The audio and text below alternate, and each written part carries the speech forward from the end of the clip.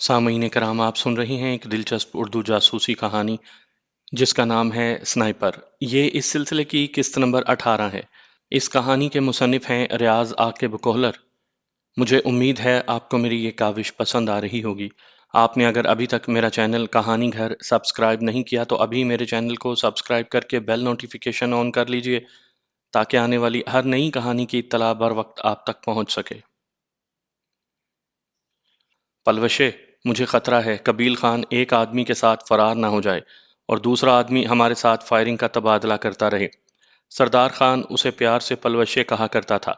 نہ جانے اس وقت کیوں میں نے بھی اسے اتنی ہی بے تکلفی سے پکار دیا تھا، مگر وہ صورتحال اس طرح کی نہیں تھی کہ وہ میرے ایسا کہنے پر غور کر سکتی، اور اگر اس نے غور کیا بھی تھا تو وہ اس پر تبصرہ کرنے کی پوزیشن میں بہرحال بالکل بھی نہیں تھی۔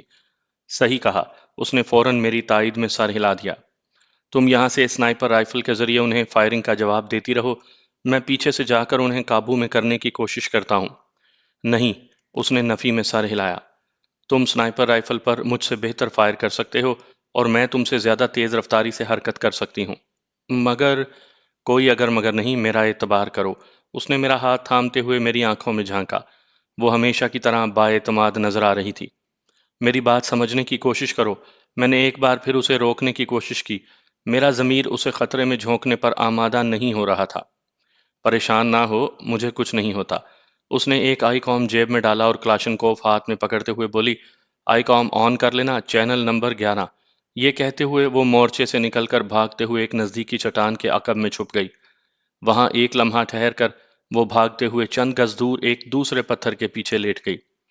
اس دوران دشمنوں کی طرف سے اکا دکا فائر کی آواز آتی رہی، مگر وہ پتھر سے سر نکالے بغیر فائر کر رہا تھا۔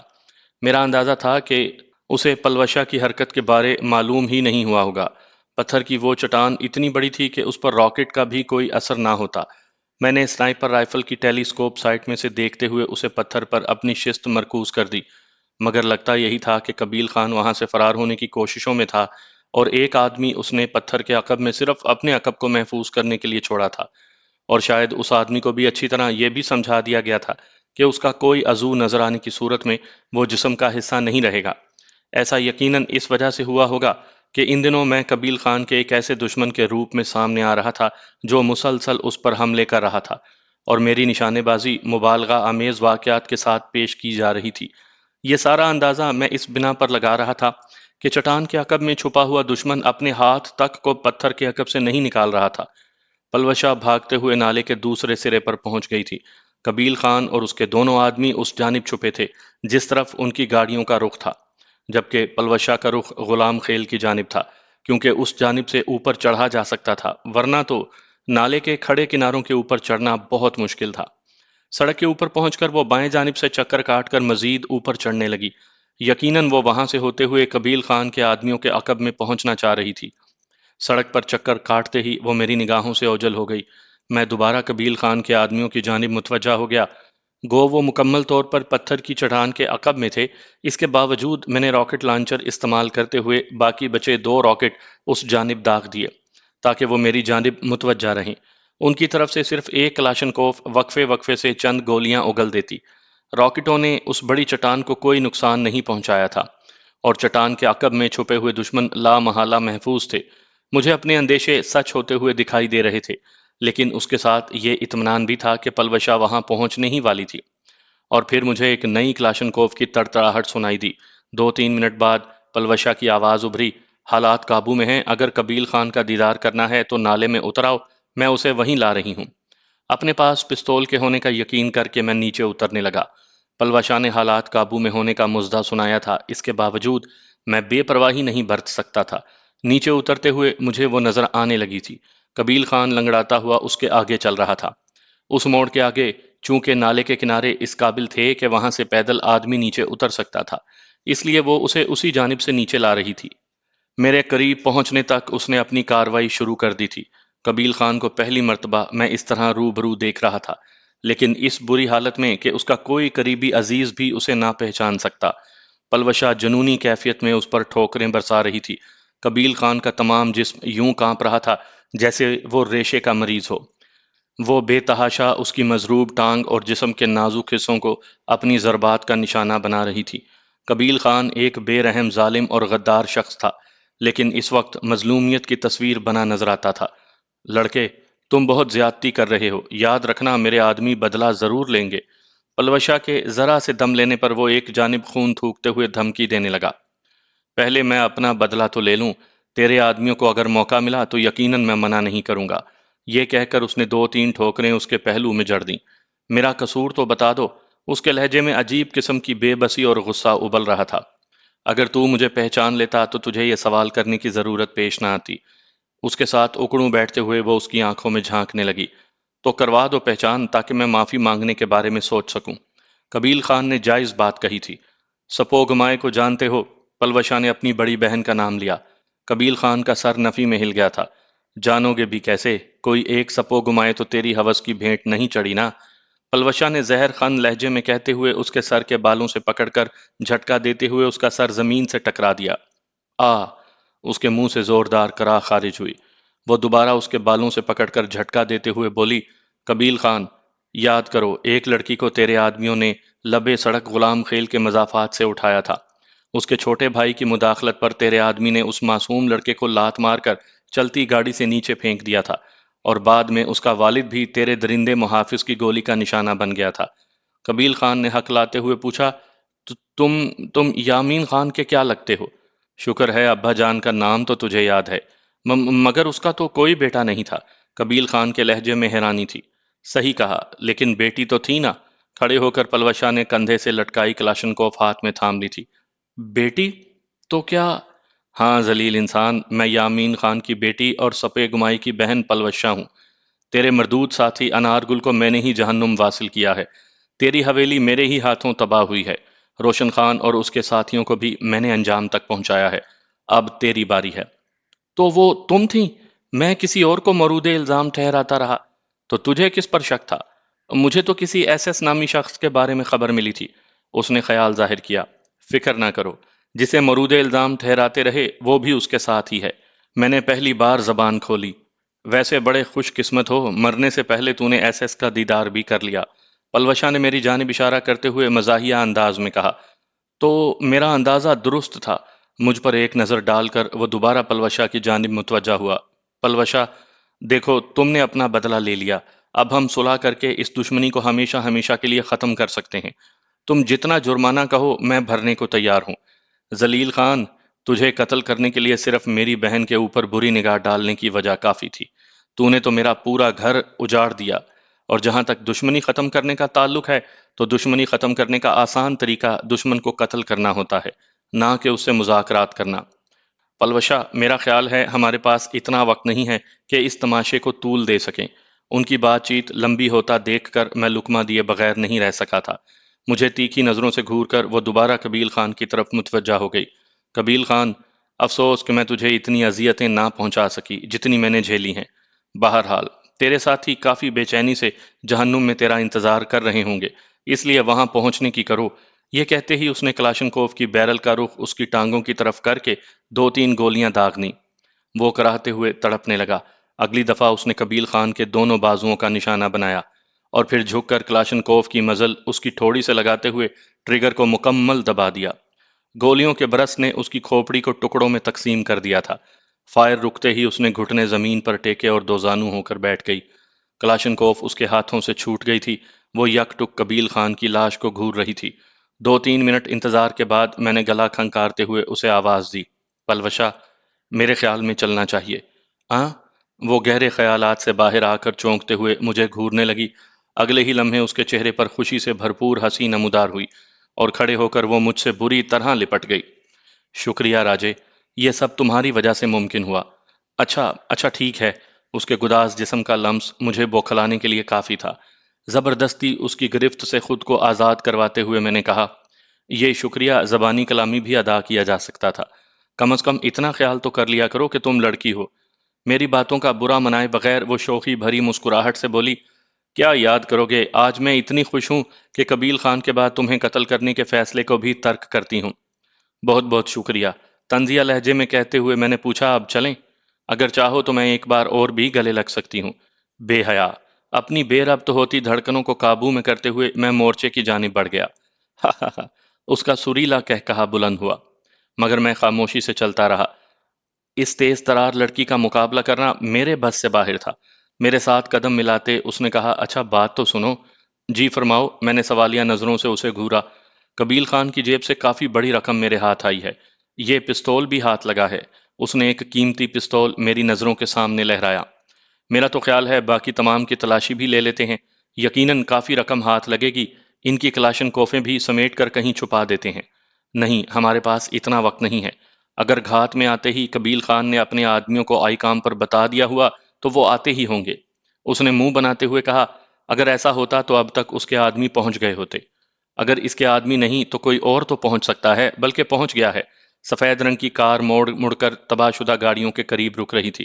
تو اس سے ہمیں کیا فرق پڑے گا؟ وہ مصر ہوئی۔ اس سے پہلے کہ میں اس کی بات کا جواب دیتا، مجھے غلام خیل کی طرف سے 3-4 ڈبل کیبن اس طرف آتی دکھائی دیں۔ وہ نظر آ رہی ہیں۔ میں نے قدموں کی رفتار میں تیزی لاتے ہوئے اسے گرد کا طوفان اڑاتی گاڑیوں کی جانب متوجہ کیا۔ اگر یہ اس کے آدمی ہوتے تو انہیں کچھ دیر پہلے پہنچنا چاہیے تھا۔ ہو سکتا ہے اس نے گولی لگنے کے بعد فرار ہوتے وقت انہیں مدد کو پکارا ہو۔ میں اپنے مورچے والی جگہ پر پہنچ گیا تھا۔ بیرٹ M107 کو کندھے پر رکھتے ہوئے میں نے خیال ظاہر کیا۔ اس نے سامان کا تھیلا پشت پر لاد کر راکٹ لانچر کندھے پر رکھا اور دائیں ہاتھ میں کلاشنکوف تھامتے ہوئے چڑھائی چڑھنے لگی۔ میں نے اس کے پیچھے قدم بڑھا دیے تھے۔ ہماری چڑھائی چڑھنے سے پہلے تینوں گاڑیاں وہاں پہنچ گئی تھیں۔ ہر گاڑی میں 4-5 مسلح آدمی سوار تھے۔ اگلی گاڑی سے اترنے والے 2 آدمی سفید کار کی جانب بڑھ گئے۔ ان کی باتوں کے دوران ہم بلندی پر پہنچنے والے تھے۔ میں مسلسل انہی کی جانب متوجہ تھا۔ سفید کار والے نے ہاتھ اٹھا کر ہماری جانب اشارہ کیا تھا۔ شاید اس نے ہمیں نالے سے بلندی کی جانب حرکت کرتے دیکھ لیا تھا۔ سفید کار والے سے بات چیت کرنے والے دونوں آدمیوں نے ہاتھ میں پکڑی کلاشن کوفوں کا رخ ہماری جانب کرتے ہوئے فائر کھول دیا۔ بلندی کے آخری چند قدم ہم نے دوڑ کر طے کیے اور اوپر پہنچتے ہی ایک چٹان کی آڑ لے کر خود کو اس اندھا دھند فائرنگ سے محفوظ کر لیا۔ یہ یقیناً پیچھا کریں گے، پلوشا نے خیال ظاہر کیا۔ اس کے لہجے میں ذرا بھر تشویش شامل نہیں تھی۔ میں نے بارہا جانچا تھا کہ وہ بہت دلیر اور بہادر تھی۔ چلو پھر ان کے تعاقب میں ذرا رکاوٹ پیدا کریں۔ بیرٹ M107 کی دوپائی کھول کر میں نے نیچے رکھ دی۔ اس نے اب تک خالی میگزین ہی چڑھائی تھی۔ پشت پر لدا تھیلا اتار کر وہ اس میں بھری ہوئی میگزین نکال کر کلاشنکوف پر چڑھانے لگی۔ اس دوران میں ٹیلی اسکوپ سائٹ کے شیشوں کی حفاظت کرنے والے کو کور کو اتار کر نالے میں اترنے کے لیے مناسب جگہ تلاش کرنے والے مسلح افراد کا نشانہ لے چکا تھا۔ پہلی بار میں نے اس آدمی کو نشانہ بنایا جو جھک کر نالے کے سیدھے کنارے سے نیچے کے لیے پر تول رہا تھا۔ اپنے ہتھیار سمیت وہ 10-15 گز کی اونچائی سے نیچے گرا تھا۔ باقیوں کے چونکنے اور سنبھلنے تک ایک اور آدمی بھی اپنے سردار قبیل خان کے پاس پہنچ چکا تھا۔ وہ سرپٹ دائیں بائیں بھاگے اور میرے تیسرے فائر سے پہلے انہوں نے خود کو گاڑیوں اور پتھروں کی آڑ میں کر لیا تھا۔ اس کے ساتھ ہی کئی کلاشن کوفیں گولیاں اگلنے لگیں۔ سفید کار کے ساتھ موجود آدمی بھی ایک دم زمین پر لیٹ گیا تھا۔ آدمیوں کے غائب ہوتے ہی گاڑیوں کے ٹائروں کو نشانہ بنانے لگا۔ تینوں گاڑیوں کے اپنی طرف والے 6 ٹائروں کو بیکار کر کے میں نے ٹیلی اسکوپ سائٹ کے شیشوں پر دوبارہ کور چڑھائے اور پلوشا کو کہا، کیا خیال ہے، چلیں؟ چلو۔ وہ فوراً میرے ساتھ متفق ہو گئی تھی۔ اسی طرح زمین پر لیٹے لیٹے ہم پیچھے کی طرف کھسکے اور جوں ہی ایسی جگہ پر پہنچے جہاں کھڑے ہو کر بھی ہم ان کی نظروں میں نہیں آ سکتے تھے، اٹھ کر عقبی جانب موجود ڈھلان میں اترنے لگے۔ دشمنوں کی طرف سے مسلسل فائر کی آواز متواتر ہمارے کانوں میں پہنچ رہی تھی۔ ہم تیز رفتاری سے وہاں سے دور ہٹنے لگے۔ گو وہ 15-20 آدمی ہمارا کچھ بھی نہیں بگاڑ سکتے تھے، لیکن مقابلہ طول کھینچتا تو ان کی مدد کو مزید آدمی بھی پہنچ سکتے تھے۔ یوں بھی قبیل خان کے پاس بہت بڑا لشکر موجود تھا۔ تھوڑی دیر کے بعد فائرنگ کی آواز میں وقفہ آنے لگا اور پھر فائرنگ بالکل ہی رک گئی۔ یقیناً انہیں بھی محسوس ہو گیا تھا کہ وہ یک طرفہ فائرنگ کر رہے ہیں، لیکن اس کے باوجود مجھے امید یہی تھی کہ وہ اتنی جلدی آڑ سے باہر نکل کر ہمارا پیچھا نہیں کر سکتے تھے۔ شاید قبیل خان آئی کام پر انہیں میرے بارے میں بھی بتا چکا ہوگا، کیونکہ اس کے آخری گفتگو سے یہی اندازہ ہو رہا تھا کہ اس نے اپنے آدمیوں کو بلاتے ہوئے کچھ نہ کچھ ضرور بتایا ہوگا۔ اسی بات کا ذکر اس نے اپنی آخری گفتگو میں بھی کیا تھا۔ اگر قبیل خان نے نہیں بتایا تھا تب بھی اپنے مرنے والے آدمیوں اور گاڑیوں کے پھٹنے والے ٹائر ان کے سامنے تھے۔ اس پہاڑی کے عقب میں موجود نالے میں اترتے ہی وہ نالے ہی میں آگے بڑھنے لگی۔ میں اس کے ساتھ قدم ملا کر چل رہا تھا۔ وہاں سے تھوڑی دور آتے ہی اس نے ایک مناسب جگہ پر راکٹ لانچر کو چھپا دیا کہ بغیر راکٹوں کے وہ ہمارے لیے فالتو وزن ہی تھا۔ راکٹ لانچر سے جان چھڑا کر ہمارا سفر دوبارہ شروع ہوا۔ 2-3 گھنٹوں کے بعد ہم وہاں سے کافی دور نکل آئے تھے۔ اس دوران ہم نے ایک اور بلندی سر کر کے اس کی دوسری جانب ڈھلوان میں نیچے اتر گئے تھے۔ سورج پہاڑوں کے عقب میں چھپ گیا تھا، روشنی آہستہ آہستہ کم ہوتی جا رہی تھی۔ دور سے نظر آنے والے چند گھروں کو دیکھ کر پلوشا نے اپنی سمت تبدیل کی اور بائیں ہاتھ موجود پہاڑی پر چڑھنے لگی۔ اسی وقت جھاڑیوں کے عقب سے گدھے پر لکڑیاں لادے ایک ادھیڑ عمر شخص نمودار ہوا۔ اس کا رخ چند سو گز دور نظر آنے والے گھروں کی جانب تھا۔ اس نے ہمیں دیکھ لیا تھا۔ ہم اسے نظر انداز کیے ڈھلوان پر چڑھتے رہے۔ پہاڑی پر پہنچتے ہی وہ دوسری جانب اترے بغیر اوپر ہی اوپر چلنے لگی۔ مسلسل چلنے کی وجہ سے ہمارا پسینہ بہنے لگا تھا۔ مجھے سخت پیاس محسوس ہو رہی تھی۔ پانی تو دے دو، میں نے نام لیے بغیر اسے آواز دی۔ سفری تھیلے سے پانی کی بھری بوتل نکال کر اس نے میری جانب بڑھائی اور ایک پتھر پر بیٹھ گئی۔ میں بھی ایک ہموار پتھر دیکھ کر نیچے بیٹھ گیا۔ شام کا مل گجا اندھیرا تاریکی میں تبدیل ہونے لگا تھا۔ پانی پی کر میں نے بوتل اس کی جانب بڑھا دی۔ بوتل لے کر اس نے منہ سے لگا لی۔ چند منٹ آرام کرنے کے بعد وہ کھڑی ہو گئی۔ میں نے اٹھتے ہوئے پوچھا، ویسے ہم کہاں جا رہے ہیں؟ ابھی ہم جس طرف نکل آئے ہیں یہ علاقہ میرا بھی دیکھا بھالا نہیں۔ صبح کی روشنی ہی میں اندازہ لگا سکوں گی کہ ہمارا رخ کس جانب ہے۔ تو کیا ساری رات ہم یوں ہی ٹامک ٹوئیاں مارتے رہیں گے؟ کوئی مناسب جگہ دیکھ کر رات گزار لیتے ہیں۔ وہ بھی میری طرح آرام کرنے کے حق میں تھی۔ ہم اسی طرح بلندی پر سفر کرتے رہے۔ 10-15 منٹ کے بعد وہ پہاڑی دائیں جانب ایک دوسری پہاڑی کی طرف مڑ گئی، لیکن دونوں پہاڑیوں کے بیچ گہری جگہ موجود تھی۔ اب اندھیرے میں یہ اندازہ لگانا مشکل تھا کہ وہ دبی ہوئی جگہ کتنی گہری تھی۔ اندھیرا کافی گہرا ہو گیا تھا۔ مجھے ٹھوکر لگی اور میں نے بمشکل خود کو گرنے سے بچایا۔ میں نے فوراً کہا، ٹارچ تو جلا لو۔ تھیلے سے ٹارچ نکال کر اس نے میری جانب بڑھا دی۔ وہ اترائی اتنی زیادہ نہیں تھی۔ اس دبی ہوئی جگہ کے بعد ہمارے سامنے ایک پہاڑی کی بلندی شروع ہو رہی تھی، جبکہ دائیں بائیں 2 نالوں کی اترائی تھی۔ بجائے اوپر جانے کے وہ بائیں نالے میں اترنے لگی۔ نالا کافی تنگ تھا۔ ٹارچ کی روشنی دائیں بائیں پھینک کر میری نظر کسی مناسب جگہ کی تلاش میں بھی بھٹک رہی تھی۔ سارا دن کی بھاگ دوڑ کے بعد میں کافی تھکن محسوس کر رہا تھا۔ کوشش کے باوجود کوئی مناسب جگہ نظر نہیں آئی۔ پستول تیار حالت میں رکھو، یہاں کسی جنگلی جانور سے بھی مٹ بھیڑ ہو سکتی ہے۔ کافی دیر کی خاموشی کے بعد اس کی آواز ابھری تھی، کرتے ہوئے میں نے ٹارچ بائیں ہاتھ میں تھامتے ہوئے دائیں ہاتھ میں بریٹا تھام لیا تھا۔ بیرٹ M107 یوں بھی میں نے پیٹھ پر لادی ہوئی تھی۔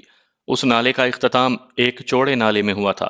اگلے 2 گھنٹے ہم اسی نالے میں چلتے رہے۔ اس دوران 2-3 آبادیوں کو بھی پیچھے چھوڑ دیا۔ ہمارے سفر کا اختتام درختوں کے جھنڈ میں چھپے ہوئے اکیلے مکان پر ہوا، جو کہ اندھیرے میں ڈوبا ہوا تھا۔ دروازے پر جھولتے تالے نے ہمیں مکان کے خالی ہونے کا مژدہ سنایا۔ پلوشا نے کہا، میرا خیال ہے یہی جگہ مناسب ہے۔ صحیح کہا۔ میں نے پستول کو نال سے پکڑ کر دستے سے تالے کو ضرب لگائی۔ چھوٹا سا تالا فوراً کھل گیا۔ اندر داخل ہو کر ہم نے دروازہ اندر سے کنڈی کیا۔ ٹارچ کی روشنی پھینک کر میں نے جائزہ لیا۔ وہ ایک چھوٹا سا مکان تھا۔ داخلی دروازے والی جانب چھوڑ کر مکان کے 3 اطراف میں 2-2 کمرے بنے ہوئے تھے۔ مقامی طرز تعمیر کے مطابق چھت پر 2 مورچے بھی بنے ہوئے تھے۔ کمروں کے سامنے برآمدہ موجود نہیں تھا۔ سامنے والے 2 کمروں کے دروازے کو تالے لگے ہوئے تھے، جبکہ باقی کمروں کے دروازے باہر سے کنڈی تھے۔ ان میں تالے نہیں تھے۔ پلوشا نے ایک کمرے کا تالا توڑ کر دروازہ کھولا تو میں نے قریب ہو کر اندر ٹارچ کی روشنی پھینکی۔ کمرے میں بان کی بنی ہوئی 3 چارپائیاں دیواروں کے ساتھ ترتیب سے پڑی تھی۔ ایک کونے میں بڑی جستی پیٹی رکھی تھی اور اس پر 2 ٹرنک رکھے ہوئے تھے۔ تینوں چارپائیوں پر ایک ایک تکیا رکھا ہوا تھا۔ کھجور کے پتوں سے بنی 2-3 چٹائیاں لپٹی ہوئی لوہے کی پیٹی پر رکھی تھیں۔ چند استعمال کے برتن بھی ایک کونے میں دھرے تھے۔ کمرے کا جائزہ لے کر ہم نے دوسرے کمرے کا تالا توڑنے کی ضرورت محسوس نہیں کی۔ لوہے کی بڑی پیٹی میں ہمیں بستر رکھے ہوئے بھی مل گئے۔ پیٹی کے اوپر رکھے ٹرنکوں میں زنانہ اور مردانہ ملبوسات بھرے تھے۔ یوں لگتا تھا جیسے گھر والے عارضی طور پر کہیں گئے ہوں۔ اس کمرے کا دروازہ بھی اندر سے کنڈی کر کے ہم نے 2 بستر چارپائیوں پر بچھائے اور لیٹ گئے۔ بریٹا پستول میں نے تکیے کے نیچے ہی رکھ دیا تھا۔ یوں بھی رات کے وقت کسی کے وہاں آنے کا امکان نہ ہونے کے برابر تھا۔ قبیل خان کے آدمی بھی اتنی صورت سے ہمارا پیچھا وہاں تک نہیں کر سکتے تھے۔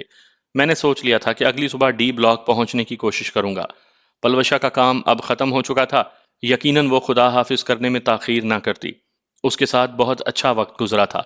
اوپر لینے کے لیے ہمیں 2 ہلکے کمبل جستی پیٹی سے مل گئے تھے۔ تھکن کی وجہ سے میں زیادہ دیر تک سوچوں کا کھیل جاری نہیں رکھ سکا تھا۔ صبح میری آنکھ پلوشا کے چارپائی سے اٹھنے پر ہوئی۔ وہ شاید بیت الخلاء کی تلاش میں باہر جا رہی تھی۔ میں لیٹا رہا۔ اس کی واپسی کافی دیر کے بعد ہوئی تھی، لیکن اس کے ہاتھ میں پراٹھوں کا چھابا اور دوسرے ہاتھ میں پکڑی کیتلی نے مجھے حیران کر دیا۔ یہاں باورچی خانہ موجود ہے؟ تھوڑا بہت سامان بھی پڑا تھا، بس ایک دو تالے توڑنے پڑے۔ میری آنکھوں میں سوالیہ حیرانی دیکھتے ہوئے اس نے فوراً وضاحت کر دی۔ میں نے پسندیدگی کے انداز میں سر ہلاتے ہوئے تھیلے سے پانی کی بوتل نکالی اور کمرے سے باہر جا کر پانی کے چھینٹے منہ پر مارنے لگا۔ منہ دھو کر میں اندر آ گیا۔ وہ میری ہی منتظر تھی۔ ہم خاموشی سے ناشتہ کرنے لگے۔ پلوشا خاموش خاموش سی تھی۔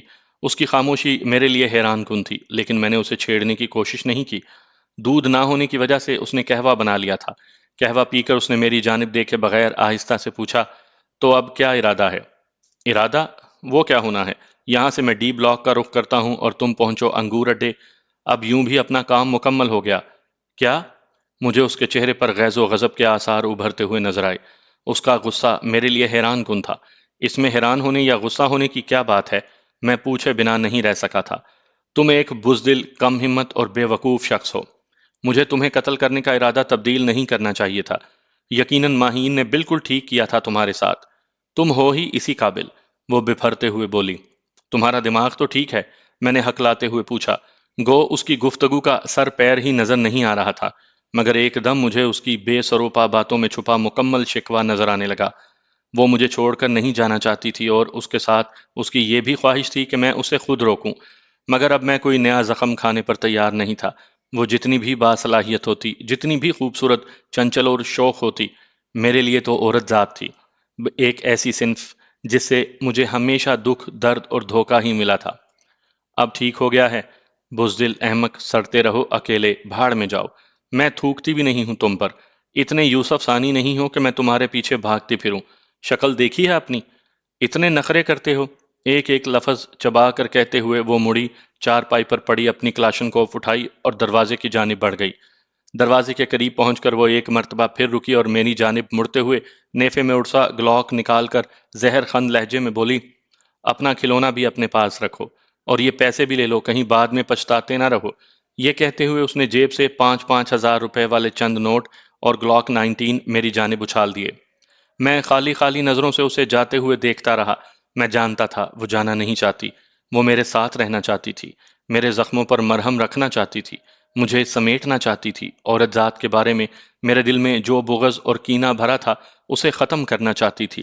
لیکن مجھ میں اب اتنا حوصلہ نہیں تھا کہ دل پر کوئی تازہ گھاؤ برداشت کر سکتا، حالانکہ وہ کئی بار پہلے بھی اشارے کناؤں میں مجھے اپنی پسندیدگی باور کروا چکی تھی، لیکن آج تو اس نے سب کچھ کھل کر کہہ دیا تھا۔ کمرے سے نکلتے ہی وہ میری نگاہ سے اوجھل ہو گئی تھی کہ داخلی دروازہ اس کمرے سے نظر نہیں آتا تھا۔ اس کے باہر جاتے ہی مجھے یوں محسوس ہوا جیسے کمرے میں اندھیرا چھا گیا ہو۔ صبح کے 8-9 بجے مجھے تاریکی محسوس ہونے لگی۔ اچانک مجھے اپنی سرگوشی سنائی دی، اب بھی وقت ہے، اسے روک لو، مگر میں اس تنبیہ پر عمل نہ کر سکا اور اپنی جگہ پر بیٹھا رہا۔ لمحے گھڑیوں میں بیتے اور میں اسے نہ روکنے کے فیصلے پر پچھتانے لگا۔ یہ سوچتے ہوئے کہ پلوشا ہمیشہ ہمیشہ کے لیے چلی گئی ہے، مجھے سانس لینا دشوار لگنے لگا تھا۔ میں اب بھی اس کے پیچھے جا کر اسے واپس لا سکتا ہوں، میں نے خود کو تسلی دی، لیکن اس کے ساتھ ہی یہ روح فرسا خیال میرے دماغ میں گونجا کہ وہ نہ جانے کس سمت کو گئی تھی، اور پھر میرے پاس اس کے گھر کا پتہ بھی موجود نہیں تھا۔ انگور اڈے میں وہ اپنے ماموں کے پاس رہتی تھی، لیکن نہ تو مجھے اس کے ماموں کا نام معلوم تھا اور نہ اس کے گھر کا پتہ معلوم تھا۔ یہ بھی ممکن تھا کہ وہ اب وہاں سے بھی کہیں چلی جاتی، اور پھر وزیرستان میں ایک لڑکی کو تلاش کرنا بھوسے کے ڈھیر سے سوئی تلاشنے سے بھی مشکل تھا۔ یوں بھی عورتیں عموماً گھروں میں رہتی ہیں، پردے کی بھی اچھی خاصی پابندی کی جاتی ہے۔ اس نے اپنے دشمن کو ٹھکانے لگا دیا تھا، اب یقیناً اس کی والدہ اور ماموں وغیرہ اس کے لڑکوں کی طرح گھومنے پر پابندی عائد کر دیتے۔ وہ خود بھی اپنی صنف سے بھاگ تو نہیں سکتی تھی۔ پہلے تو مجبوری کی وجہ سے اس نے لڑکے کا بھیس بھرا تھا، اب تو اسے ایسا کوئی مسئلہ نہیں تھا۔ سب سے بڑھ کر وہ عورت کے روپ میں قبیل خان کے آدمیوں سے چھپ سکتی تھی۔ پلو خان کو تلاش کرنے والے کب کسی پلوشا کا برقع الٹنے کا سوچ سکتے تھے؟ مجھے لگا میں موقع گنوا چکا ہوں۔ بقول شاعر، میں خود تھا اپنی جان کے پیچھے پڑا ہوا، میرا شمار بھی تو میرے دشمنوں میں تھا۔ اس کے پاس آئی کام بھی تو تھا۔ اچانک میرے ذہن میں خیال آیا اور میں اچھل پڑا۔ میں فوراً چارپائی پر پڑے تھیلے کی جانب لپکا اور تھیلے کو چارپائی پر الٹ دیا۔ اندر سے برآمد ہونے والے دونوں آئی کام میرا منہ چڑھا رہے تھے۔ اسی وقت میری نظر اس کے فالتو لباس پر پڑی جو وہ اپنے ساتھ لائی تھی۔ اگلے ہی لمحے اس کی کالی قمیض میرے ہاتھوں میں تھی۔ اسے چہرے سے لگاتے ہوئے میں نے ایک گہرا سانس لیا۔ پلوشا کے بدن کی مہک میرے رگو پے میں اترتی چلی گئی۔ قمیض کو بازوؤں میں بھینچتے ہوئے میں اپنی چارپائی کے پاس آیا اور نڈھال انداز میں لیٹتے ہوئے میں نے وہ قمیض ہونٹوں سے لگا کر چہرے پر رکھ لی۔ تم ایک بزدل، کم ہمت اور بے وقوف شخص ہو۔ میرے دماغ میں اس کا غیظ و غضب سے پر لہجہ گونجا اور مجھے اس کے الفاظ پر یقین آ گیا۔ واقعی میں ایسا ہی تو تھا۔ اگر کم ہمت نہ ہوتا تو اسے کیوں کر جانے دیتا، خاص کر جب اس نے اتنے غصے کا اظہار کر ہی دیا تھا۔ اس کے بعد تو اسے روکنا میرا حق بنتا تھا، لیکن میں خود میں حوصلہ پیدا نہیں کر سکا تھا۔ میری یہ سوچ ہی غلط تھی کہ ہر عورت دھوکے باز ہوتی ہے۔ مجھے دھوکا تو صرف ماہین نے دیا تھا۔ رومانہ بیچاری نے تو فقط اپنی شادی کی بات مجھ سے چھپائی تھی، اور ایسا اس نے میری محبت میں ڈوب کر کیا تھا، نہ کہ مجھے دھوکا دینے کی غرض سے۔ باقی جینیفر تھی تو اس کا تو مسئلہ ہی علیحدہ تھا۔ اپنے ملک کے لیے اسے اتنا جھوٹ تو بولنا ہی چاہیے تھا۔ جانے میں کتنی دیر خود کو کوستا رہا۔ میرے سارے نظریات اور سوچوں پر پلوشا کے جانے سے پانی پھر گیا تھا۔ دل کی ایک ہی رٹ تھی، وہ مجھے چاہیے اور بس چاہیے۔ مجھے وہاں سے واپس جانا چاہیے تھا، اب وہاں رہنا مناسب نہیں تھا، لیکن مجھ میں طاقت ہی ختم ہو گئی تھی۔ یوں لگ رہا تھا جیسے پلوشا نہ گئی ہو، میرے جسم کی طاقت کہیں چلی گئی ہو۔ کافی دیر ہو گئی میں اسی طرح لیٹا رہا۔ اچانک مجھے محسوس ہوا جیسے کوئی کمرے میں داخل ہوا ہو۔ میں نے ایک دم پلوشا کی قمیض چہرے سے ہٹائی، وہ کمرے کے وسط میں کھڑی تھی۔ کیا یہ خواب ہے؟ میرے ذہن میں پیدا ہونے والا سوال فطری تھا۔ جواب جاننے کے لیے میرے چٹکی کاٹنے سے پہلے اس کی شوخ آواز میری کانوں میں گونجی۔ میں اپنے کپڑے یہاں بھول گئی تھی، وہی لینے آئی ہوں۔ اس نے میرے ہاتھوں میں پکڑی قمیض کی جانب اشارہ کیا۔ مجھ پر گویا گھڑوں پانی پڑ گیا تھا۔ وہ میں مجھ سے کوئی بات نہیں بن پائی۔ ویسے تنہائی میں کسی نامحرم لڑکی کی قمیض کو گلے لگانے اور چومنے والے شخص کو شریعت کیا سزا سناتی ہے؟ میرا خیال ہے تمہیں قتل کرنے کا ارادہ دوبارہ کر لینا چاہیے۔ اس نے ایک مرتبہ پھر شوخ مسکراہٹ سے پوچھا، اور میں نے نادم انداز میں سر جھکا لیا۔ نہ چاہتے ہوئے بھی میرے ہونٹوں سے پھسلا، قتل کے ارادے کی ضرورت ہی کیا ہے؟ تم نہ لوٹتی تو میں خود بخود مر جاتا۔ اچھا، قمیض والی سامنے کھڑی ہے، اب تو اس بیچاری قمیض کی جان چھوڑ دو۔ اس نے ایسے لہجے میں کہا کہ ایک دم میں نے قمیض تکیے پر پھینکی اور قمیض والی سے وہی سلوک کرنا شروع کر دیا جو میں اس کی قمیض کے ساتھ کر رہا تھا۔ بہت سی دیر گزر گئی اور پھر اس کی مسرت بھری آواز نے میرے کانوں میں رس انڈیلا۔ ویسے تم اتنے بزدل بھی نہیں ہو جتنا میں نے سمجھا تھا۔ تو تم نے کتنا بزدل سمجھا تھا؟ اس کا سر گود میں رکھ کر میں اس کے بالوں میں انگلیاں پھیرنے لگا۔ سارے اندیشوں اور سارے گمانوں کو میں نے پسے پشت ڈال دیا تھا۔ اس کے جانے کے بعد جو چند گھنٹے مجھ پر بیتے تھے، اس کے بعد مجھ میں اتنی ہمت باقی نہیں بچی تھی کہ اس کے سحر انگیز وجود سے نظریں چرا سکتا۔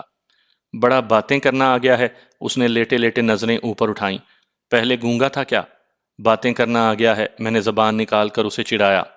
تو میرے جانے کے بعد تم سر پکڑ کر کیوں بیٹھ گئے تھے؟ اور اگر یوں ہی بیٹھنا تھا تو جانے کیوں دیا تھا؟ تمہیں کیسے پتا؟ میں نے حیرانی سے پوچھا۔ تو میں تو یہیں پر تھی، کافی دیر تم پر نظر رکھے رہی۔ جو ہی تم قمیض اٹھا کر کچھ زیادہ ہی غمگین ہونے لگے، تبھی کھانا بنانے لگی۔ مجھے معلوم ہو گیا تھا کہ اب تم اپنی محبوبہ کی قمیض کے ساتھ ہی غم غلط کرتے رہو گے۔ اس نے یوں شرارتی انداز میں کہا کہ مجھے ہنسی آ گئی۔ زیر لب مسکراتے ہوئے میں نے پوچھا، محبوبہ؟ کون محبوبہ؟ وہی جسے گود میں لٹایا ہوا ہے، اس نے ناز بھرے انداز میں جواب دیا۔ میں نے سوچا تم چلی گئی ہو، تم سے دور کیسے رہ پاتی؟ اس نے یاسیت بھرے لہجے میں ایسا اعتراف کیا کہ میری روح تک سرشار ہو گئی۔ پلوشا، کبھی دھوکہ تو نہیں دو گی نا؟ میں نے اس کی ٹھوڑی کے نیچے ہاتھ رکھ کر اس کا چہرہ تھوڑا اوپر کیا، اور اسی خوف میں شاید تم پہلے سے میری گردن توڑنے لگے ہو۔ اس نے سر میری گود میں رکھا ہوا تھا، تھوڑی اوپر کرنے سے اس کی گردن پیچھے کی طرف ٹیڑھی ہو گئی تھی۔ نہیں، بس تمہیں چھو کر یقین کر رہا ہوں کہ میں خواب تو نہیں دیکھ رہا۔ میرا خیال ہے تمہیں کچھ زیادہ ہی بھوک لگی ہے، جو یوں الٹی سیدھی بکواس شروع کر دی۔ میری گود سے سر اٹھاتے ہوئے اس نے منہ بنایا، میں کھانا لاتی ہوں۔ نہیں، یوں ہی لیٹی رہو۔ میں نے دوبارہ اس کا سر گود میں رکھ لیا۔ معلوم تو ہے نا کہ میری ماں نے 50 لاکھ لے کر ہی رشتہ دینا ہے۔ میں اس کے چہرے پر جھکتا ہوا بولا، میں 50 لاکھ پورے کرنے کے لیے اپنی زمین، جائیداد، گھر بار سب کچھ بیچ دوں گا، لیکن تمہاری امی جان کا مطالبہ ضرور پورا کروں گا۔ ہاں ہاں، وہ خوبصورت سے انداز میں مسکرائی۔ امی جان کو اگر میرے 50 روپے بھی مل گئے نا تو اس نے نہ نہیں کرنی۔ اب تم نے بکواس شروع کر دی ہے، میں مصنوعی غصے سے بولا۔ بکواس نہیں، سچ کہتی ہوں، اور آپ پہلے مرد ہیں جس کی آنکھوں میں مجھے اتنی چاہت اور محبت نظر آئی ہے۔ اگر امی جان نہ مانی تو میں آپ کے ساتھ بھاگنے کو بھی تیار ہوں۔ بھاگنے کی بچی، میں تم سے آپ کب ہو گیا؟ وہ جذباتی لہجے میں بولی، پہلے دن سے تھے، بس کہنے کا موقع نہیں دے رہے تھے۔ جانتے ہو، جس وقت آپ نے غار میں میری پٹائی کی تھی، اس وقت مجھے آپ سے اتنی زیادہ نفرت محسوس ہوئی تھی کہ میرا بس چلتا تو آپ کو اسی وقت قتل کر دیتی۔ لیکن بعد میں جب آپ سردار بھائی کے ساتھ باتیں کر رہے تھے کہ میں آپ کو کتنی معصوم اور پیاری لگی تھی، اس وقت میرے دل میں ایک دم آپ کی چاہت بھر گئی۔ اسی وقت میں نے خود سے عہد کر لیا تھا کہ آپ ہی کو اپناؤں گی، چاہے اس کے لیے مجھے کتنی ہی کوشش کیوں نہ کرنی پڑے۔ بعد میں آپ کی آنکھوں سے چھلکنے والی چاہت اور محبت نے مجھے یہ اطمینان دلا دیا تھا کہ آپ کا بیزاری ظاہر کرنا اور مجھ سے جان چھڑانا بس خود کو دھوکہ دینے کے لیے ہے، ورنہ آپ بھی مجھے پہلے دن سے ہی چاہنے لگے تھے۔ آپ کی وجہ سے پہلی بار مجھے احساس ہوا کہ میں لڑکی ہوں اور اس قابل ہوں کہ کوئی مجھے چاہے، پیار کرے اور مجھے دیکھ کر اسے اپنے وہ محبوب یاد آ جائیں جنہیں پانے کی حسرت وہ دل میں رکھتا ہے۔ ورنہ اس سے پہلے فقط گندی نگاہیں ہی میری قسمت میں رہی ہیں، یا پھر مجاہدین کیمپ کے اساتذہ تھے جو سب مجھے بیٹا سمجھ کر باپ جیسی شفقت سے نوازتے تھے۔ اچھا، اب سپہر ہونے کو ہے، کیا اگلی شب بھی یہیں قیام کا ارادہ ہے؟ اس نے چاہت سے لبریز لہجے میں جواب دیا، میرا دل تو چاہتا ہے کہ تمام عمر آپ کے ساتھ یہیں بتا دوں۔ تم تو ہو ہی بے وقوف۔ میں نے اس کی چھوٹی چھوٹی ریشمی زلفوں میں انگلیاں پھیری۔ پتہ ہے راجو، وزیرستان میں عورت کو کوئی مقام حاصل نہیں ہے۔ باپ کسی بھیڑ بکری کی طرح اس کا سودا کرتا ہے، نہ تو شادی کے وقت عورت کی مرضی دریافت کی جاتی ہے اور نہ اس کی رائے کو کوئی اہمیت دی جاتی ہے، بلکہ اس معاملے میں کوئی بھی لڑکی زبان کھولنے کی مجاز نہیں ہوتی۔ اصولاً تو عورت کی ذمہ داری گھر کے کام سنبھالنا ہوتے ہیں، مگر یہاں جنگل سے لکڑیاں لانا، کھیتی باڑی کرنا عورت ہی کی ذمہ داری ہوتی ہے۔ یہاں مرد کا کام صرف جھوٹی غیرت دکھانا، بیٹی کی تعلیم پر پابندی لگانا، جوان ہونے پر اس کا سودا کر کے پیسے کھڑے کرنا ہوتا ہے۔ خاص کر تعلیم تو عورت کے لیے شجرہ ممنوعہ ہے۔ مجھے بھی کسی وجہ سے پڑھنے کا موقع ملا، ورنہ آج بھی میں سپو گمائے باجی کی طرح ان پڑھ ہوتی۔ اور سچ کہوں تو اگر آپ مجھے نہ ملتے تب بھی میں نے وزیرستان میں شادی نہیں کرنی تھی۔ تو کیا تم جیسی لڑکی کو پاکستان میں رشتوں کی کوئی کمی ہے؟ ایک چھوڑ، لاکھوں مرد تمہیں اپنانے پر تیار ہو جاتے۔ ہاں، مگر ان میں کوئی بھی راجو تو نہ ہوتا نا۔ تو مجھ میں کون سے سرخاب کے پر لگے ہیں؟ اگر کسی قابل ہوتا تو بار بار یوں نہ دھتکارا جاتا۔ دھتکارنے والیاں بے وقوف اور بدقسمت تھیں۔ اپنی اہمیت مجھ سے پوچھیں، پتہ نہیں وہ بدقسمت تھیں یا میں وہ بدقسمت تھیں، کیونکہ آپ کو تو مجھ جیسی پیاری لڑکی مل گئی ہے نا، اس نے شرارتی لہجے میں کہا لگایا۔ اس میں شک ہی کیا ہے، میں نے جذبات سے لبریز لہجے میں کہا، یقیناً وہ بہت قیمتی ساتھی تھی۔ اچھا، مجھے اپنی کہانی تفصیل سے سنائے نا۔ پھر کبھی صحیح، فی الحال تم کھانا لے آؤ تاکہ کھا کر نکلیں۔ وہ میری گود سے سر اٹھاتے ہوئے بولی، کھانا تو میں لے آتی ہوں، مگر آج رات یہیں گزاریں گے۔ پلوشے یار، سمجھنے کی کوشش کرو۔ وہ مسکراتے ہوئے شوخی بھرے لہجے میں بولی، سچ کہو، کبھی پہلے بھی آپ کی بات مانی ہے؟ اس کا انداز دیکھتے ہوئے میں بے بسی سے مسکرا دیا تھا۔ وہ بھی ہونٹوں پر دل آویز مسکراہٹ سجائے باہر نکل گئی۔ زندگی ایک عجیب ڈگر پر آ گئی تھی۔ کہاں تو میں نے ماہین کی بے وفائی اور رومانہ کے جھوٹ کے بعد عورت ذات پر اعتبار نہ کرنے کا تہیہ کر لیا تھا، اور کہاں پلوشا کے بغیر ایک لمحہ گزارنا کار دار لگ رہا تھا۔ وہ پہلی نظر کے ساتھ ہی میرے دل میں اتر گئی تھی، مگر میں نے خود کو دھوکے میں مبتلا کیے رکھا، اور اب ایک دم اس کی چاہت کھل کر سامنے آ گئی تھی، بلکہ ہم نے ایک دوسرے کو اپنانے کا فیصلہ بھی کر لیا تھا۔ مجھے یقین تھا کہ ابو جان اور پھپھو جان نے بھی اس رشتے پر خوشی سے پھولے نہیں سمانا تھا۔ میرے لیے ایسی دلہن تو شاید وہ ساری زندگی تلاش نہ کر پاتے۔ میں پلوشا کو تلا گنگ بھجوانے کی بابت سوچنے لگا۔ اب اسے اپنے ساتھ پھرانا بے وقوفی تھی، لیکن اس بارے سب سے بڑی رکاوٹ خود پلوشا کی ذات تھی۔ میں جانتا تھا کہ اس نے مشکل ہی سے راضی ہونا تھا، البتہ فی الفور شادی کا لالچ دے کر میں اسے تلا گنگ لے جا سکتا تھا۔ اس کے بعد شاید وہ ہٹ دھرم مان جاتی۔ سب سے بڑھ کر میں خود بھی مزید اس سے دور نہیں رہ سکتا تھا۔ اسے زندگی میں شامل کرنا مجھے اپنی سب سے بڑی خواہش لگ رہی تھی۔ پلوشا کی واپسی روٹی کے چھابے اور سالن کے کٹورے کے ساتھ ہوئی تھی۔ ارے، آپ نے ابھی تک پیسے نہیں اٹھائے؟ اس نے زمین پر بکھرے نوٹوں کو دیکھ کر مسکرا کر پوچھا۔ اس وقت میری نظر بھی ان نوٹوں پر پڑی جو وہاں سے جاتے ہوئے وہ غصے میں پھینک کر گئی تھی۔ میں نے صاف گوئی سے کہا، مجھے نوٹ اٹھانے کا ہوش ہی کہاں تھا۔ واپس آ تو گئی ہوں، ہوش بھی واپس آ جانے چاہیے تھے۔ میرے سامنے کھانے کے برتن دھر کر وہ زمین پر بکھرے نوٹ سمیٹنے لگی۔ گلاک بھی اٹھا کر اس نے چارپائی پر رکھ دیا تھا۔ پہلے تمہاری واپسی کی خوشی ہضم تو کر لوں۔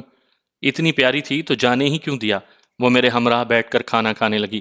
ٹماٹر پیاز کے بغیر صرف ابلی ہوئی دال جس میں تھوڑا سا گھی، سرخ مرچیں اور نمک شامل تھا، لیکن اس وقت وہ دال بھی بہت لذیذ لگ رہی تھی۔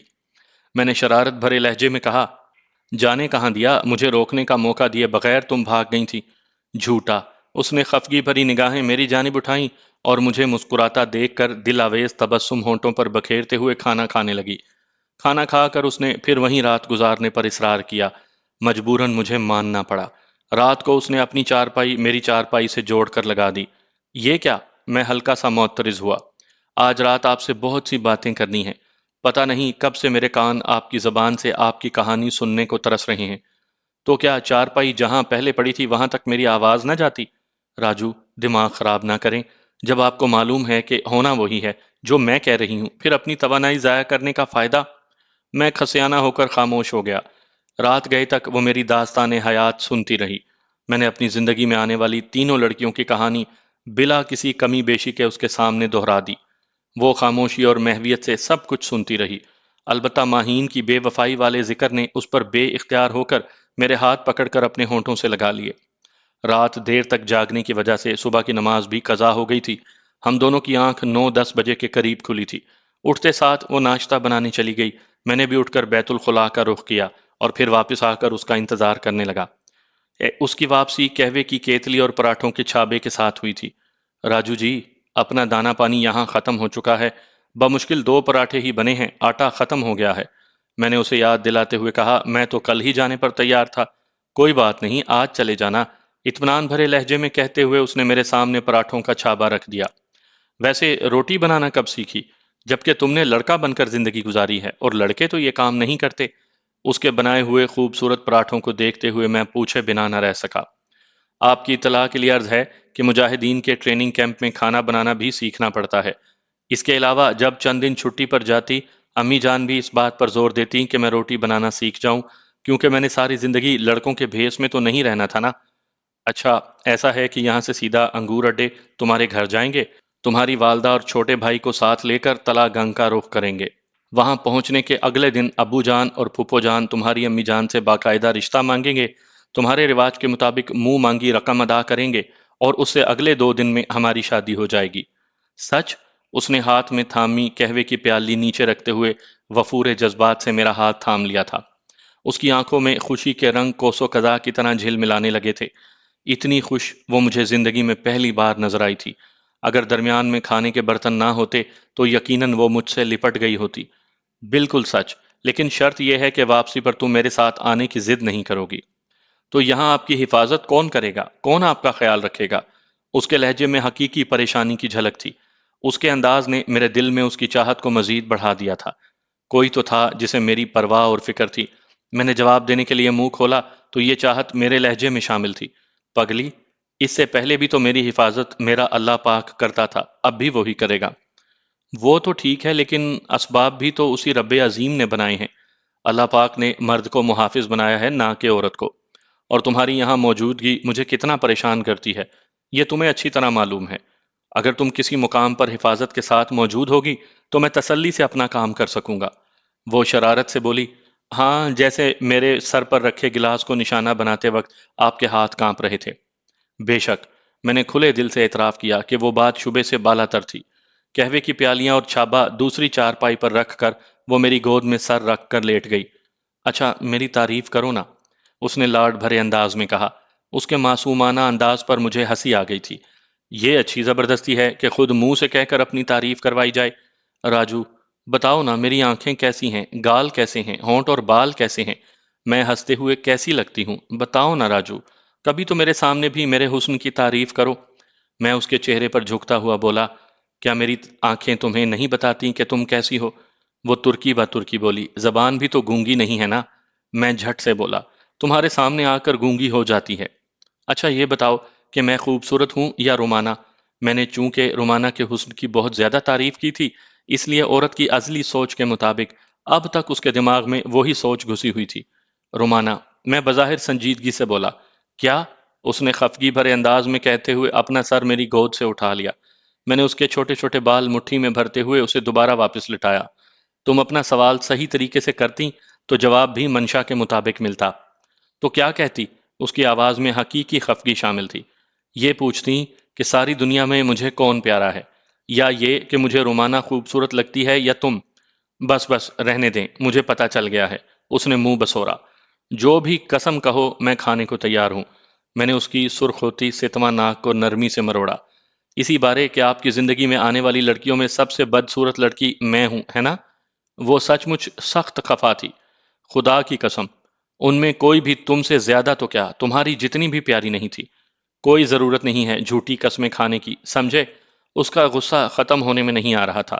میں نے خاموش ہوتے ہوئے دیوار سے ٹیک لگا لی۔ جب تک اس کا غصہ نہ اترتا اس نے یوں ہی جلی کٹی سناتے رہنا تھا۔ اب خاموش کیوں ہو گئے ہیں؟ مجھے منائیں نا، معذرت کریں مجھے۔ سوری، بلکہ I am very very very sorry. میری خاموشی زیادہ دیر اس سے برداشت نہیں ہو سکی تھی۔